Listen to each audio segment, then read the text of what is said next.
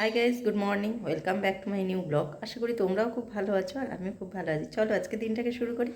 আর এখন ঘড়িতে বাজে সকাল 8:45। এখন থেকে আমার ব্লগটা স্টার্ট করছি। চলো দেখো সারাদিন আমি কি করি, আর সঙ্গে থাকো, সাথে থাকো আর দেখতে থাকো। আর সকালবেলা আজকে উঠেছি দেরিতে, কেন পাপাই নেই যেহেতু, অত কাজের চাপও নেই। একটা লোক কমে যাওয়া মানে অনেকটাই কম কাজ। তো রান্না বসাবো, এবারে দেরি আছে। টিফিনটা আগে করে নিই, তারপরে যাব রান্নার দিকে। আর অভিজিৎ তো বাজার থেকে বাজার করে নিয়ে চলে এসছে সকাল সকাল। আর টিফিনটা এবার করতে হবে, দেখি কি বাজার এনেছে আর কি বাজার আছে আগে দেখবো, দেখে তারপর সেই বুঝে বসাবো। মাংস তো হবেই, তার সাথে কী করবো আগে দেখি তারপরে। আর গতকাল বাজারগুলো এনেছিল, এগুলোকে না তোলা হয়নি। আজকে আবার ব্যাগটা নিয়ে গেছে, ওই কারণে এইগুলো এখানে রেখে গেছে। এগুলোকে এবারে তুলবো। তো ভাবছি আগে টিফিনটা বানিয়ে নিই, তারপরে এগুলোকে তুলবো। যেমন আছে তেমন থাক। এখানে বাজারও এনেছে, কী এনেছে আগে দেখতে হবে, তারপরে এটাকে তুলবো। এখানে এনেছে ওলকপি, পাতা সঙ্গে। পাতাগুলো কেটে আনি, পাতাগুলো কাটতে হয়, নাহলে অনেক জায়গা লাগবে।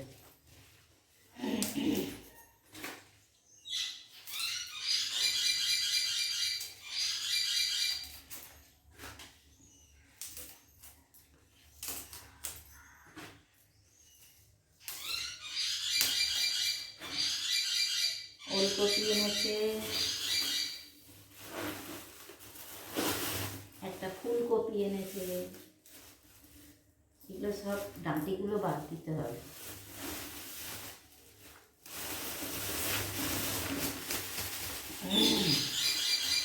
আর এনেছে টমেটো, বেগুন, আর সিম, কড়াইশুঁটি, লঙ্কা, কাঁচা লঙ্কা। অল্প করে আনতে বলেছি, কত বাজার এনেছে।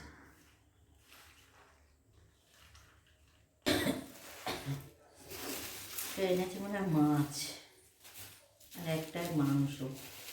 মাছটা এনেছে কালকের জন্য, আজকে তো মাংস হবে, তারপরে মাছটা হবে। ব্যাগটা ধুতে হবে, ব্যাগটা বাইরে রাখবো, এই দুটো রাখবো কলের কাছে।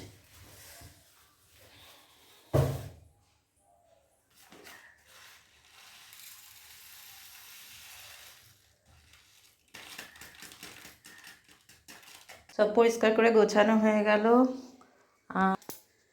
এবারে করব টিফিনটা।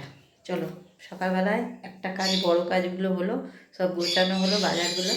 এবারে রান্নার দিকে যাওয়া যাক। তরকারি বসিয়ে মাছ আর মাংসগুলো ধুয়ে নেবো। চলো। ধোয়াও হয়ে গেছে, আর এখানে মাংস ধোয়াও হয়ে গেছে। মাছটা ফ্রিজে রেখে দেবো। একটু মাথাও এনেছে, আর কাটাপোনা মাছ এনেছে, আর এটা হচ্ছে মাংসটা ধুয়ে রেখেছি। এবারে এটাকে বসাবো অবশ্য দেরি আছে। তো এটাকে ধুয়ে ধায় রেডি করে নিলাম, একটু পরে বসাবো। টিফিনে করে নিলাম লুচি, আর এখানে হচ্ছে আলুর তরকারি। তো এখন খাবার লোক কেউ নেই, সোনাই ঘুমাচ্ছে। অভিজিৎ কোথায় গেছে জানি না, কোন কাজে গেছে। দেখি ফোন করে ডাকি, টিফিনটা খেয়ে যাক। আর আমি খাবো না, আমি ভাবছি মুড়ি আর তরকারি খাবো। লুচি খেতে ভালো লাগছে না, কেন দুদিন আগে পরোটা খেয়েছি, তেলের জিনিস রোজ রোজ ভালো লাগছে না খেতে। ওই জন্য ভাবছি মুড়ি খেয়ে নেবো, আর ওরা দুজনে খেয়ে থাকবে। ওরা দুজনে খেয়েও বেশি হয়ে যাবে, তো বিকেলবেলা সোনাই যদি খায় খেয়ে নেবে। তো আগে টিফিনটা খেয়ে নিয়ে তারপরে আবার রান্নার জোগাড় করবো। আর এখানে মাংসটা কষানো বসিয়েছি, এবার জল দেবো। অনেকক্ষণ ধরেই নাড়ছি, হয়ে তো মনে হচ্ছে এসছে। তো এবারে একটা জল দিয়ে ফুটতে দেবো, দিয়ে কাচতে বসবো। এটা হয়েই এসছে, এবারে এটাকে একটু জল দিয়ে ফোটাবো। এই দেখো, সোনাই একটু আগে বিছানা থেকে শুয়েছিল এতক্ষণ, আর বিছানা গোছানো হয়নি। তো বিছানাটা ক্লিন করে নিই, তারপরে আসছি।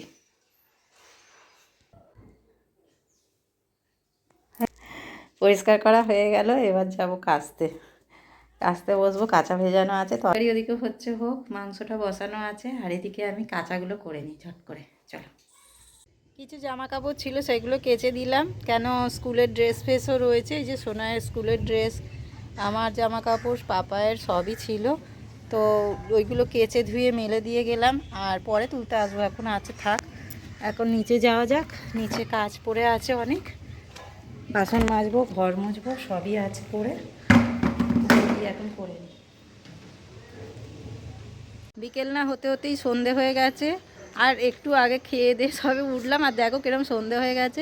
জামা কাপড়গুলো আছে, এইগুলো তুলতে এলাম, তো তুলে নিয়ে নিচে যাব। আর দেখো না, খরগোশটাকে হারিয়ে ফেলেছিল বলা ভুল, সে নিজে থেকে কখন বেরিয়ে গেছে দেখিনি। আর আমি নিচে গেছি, ভিতরে যেহেতু দরজা দেওয়া ছিল, আমি ভিতরে ছিলাম, চান খাওয়া দাওয়া করে টোরে ভিতরে খাওয়া দাওয়া করছিলাম। এবার তখন ও উঠোনে ছিল, এর মধ্যে চুবড়ির মধ্যে ঢাকা দেয়, এবার কখন খুলে বেরিয়ে গেছে, কীরকমভাবে বেরিয়েছি জানি না। এবারে আমি বাসন ধুতে গিয়ে তখন দেখছি পুরো ঢাকনাটা খোলা চুবড়ির।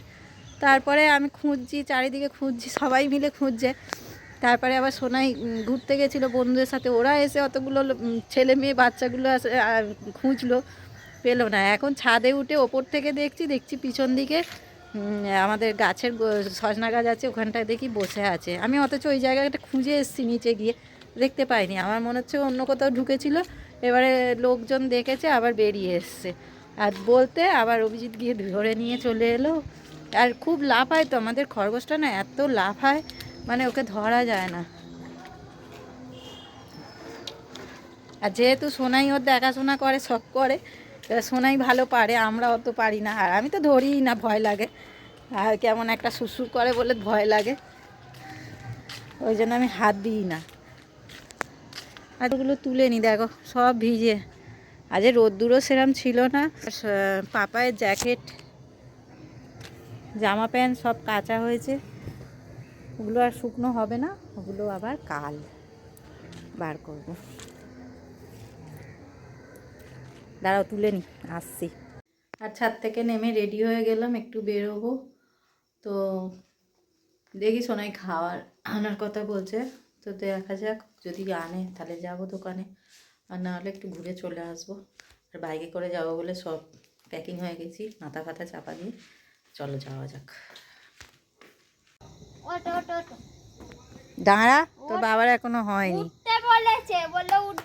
হ্যাঁ উঠবে তবে তো, হাততালি দিতে দিতে যাবে না। ঘুরে টুরে বাড়ি চলে এলাম, বেশিক্ষণ যায়নি, 10 মিনিট কি 15 মিনিট। আর গায়ে আছে খাচ্ছে।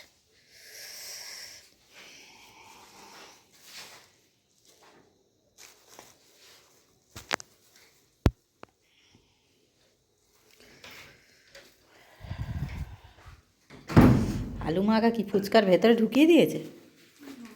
হ্যাঁ, এতক্ষণ বসে থেকে থেকে একটু চা করে আনলাম, চা খাবো।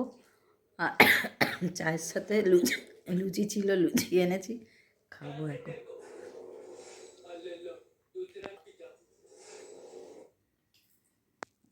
যে চা নিয়ে বসে আছি, এই যে চা।